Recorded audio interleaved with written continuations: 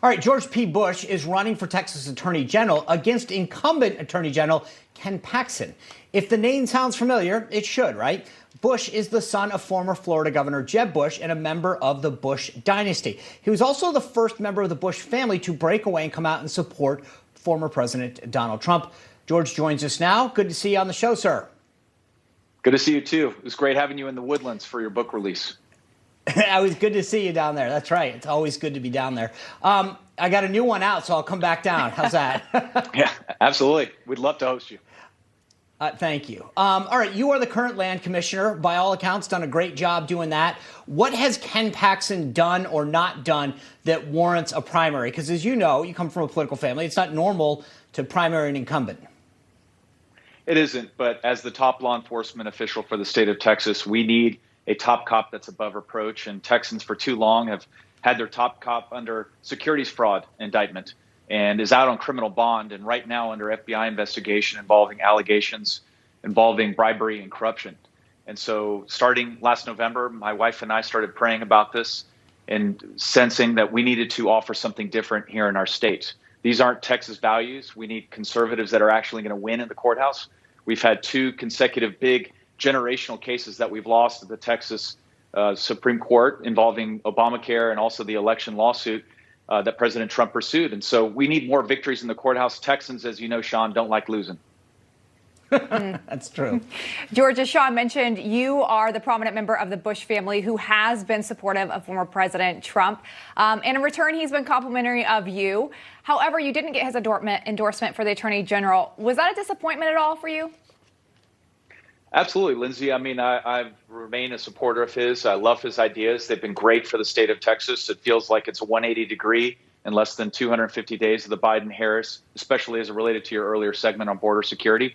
But I think in time, Texans are going to focus on the kitchen table issues that they expect out of their top law enforcement official, and they'll see that I'm successfully prosecuting America First policies.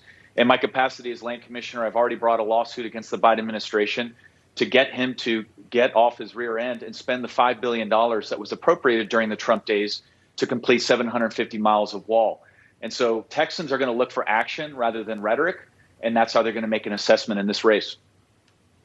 You know, it's interesting going off of what Lindsay just asked. Last week, we saw this special election in Texas that was really interesting. Jake Ellzey didn't have the support of President Trump, but he did have the support of Governor Abbott, Congressman Dan Crenshaw, Marcus Luttrell, all big name Texans. I mean, it was really interesting to me. So is your strategy sort of to really focus on the Texas support? Absolutely. You know, and as you mentioned in your earlier segment, border security is our number one issue. I would argue by a factor of 5-1 over any other issue, particularly in an attorney general race. And my key endorsement was from the National Border Patrol Council. This is the honorable union that represents 19,000 Border Patrol officials that keep the watch every single day. But I'm a military veteran. Sean, you are a proud member of the U.S. Navy, and Jake was as well. Texans love their military veterans. I've brought that service as land commissioner serving Veterans Affairs. And I feel like in a similar role as Attorney General, I can back our blue. Here in Austin, we actually had a defund the police initiative that sought to strip over $150 million from $1 billion budget. We've seen homicide spike, narcotics prosecutions spike as well. We need better law enforcement in our state. Before we let you go, George, if you are elected Attorney General, beyond what you've done suing for this border wall, how will you address this immigration crisis? Well, I would continue to, I think under the National Impoundment Control Act of 1974, continue to bring the chase to the Biden administration and to Secretary Mayorkas to spend the money that was allocated, duly appropriated by a Congress. A law is a law. The Constitution is clear. There's a separation of powers, and President Biden has ignored that. I would also be in the courthouse on his slew of executive orders that have reversed the Trump policies that has created this magnet of illegal immigration, the largest surge in modern American history. And I would support Governor Abbott and what he's doing to kickstart a $250 million effort to construct the wall where the federal government is not. In fact, I've already pledged all state acreage in my capacity as land commissioner as part of that. So there's a lot we can do. Texas is doing its job, stepping up to the plate because the federal government ain't.